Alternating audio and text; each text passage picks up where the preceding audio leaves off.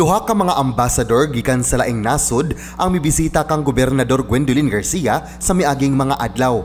Karong adlaw, Lunes, miduaw sa buhatan sa gobernador ang German Ambassador to the Philippines nga si Ankie Reifens-Tuel ug German Honorary Consul dinhi sa Sugbo nga si Dr. Franz Seidenswarz. Atol sa ilang paghinabi, gihisgutan ni Garcia ang mga paningkamot sa lalawigan sa Sugbo ug sa Kapitolyo sa padayon nga pakigbatok sa COVID-19 pandemic.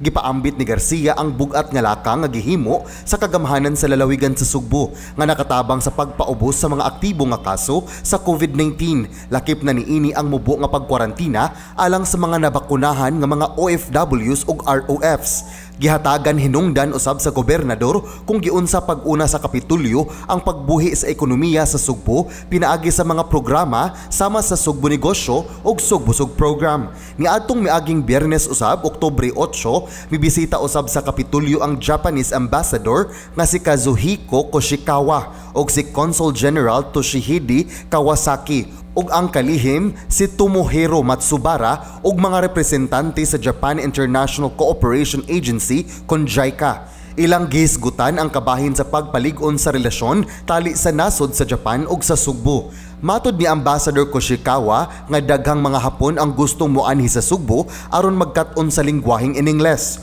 Ug malaumon usab siya nga mahimo rang makabisita ang mga Sugboanon didto sa ilang nasod nga ilang gitawag nga the land of the rising sun sa higayon nga wala nay mga restrictions sa COVID-19. Gani giimbitar ni Garcia ang mga Hapon nga molibot sa probinsya sa Sugbo aron hingpit nila nga ma-experience ang katahom sa lalawigan. Sure, yes.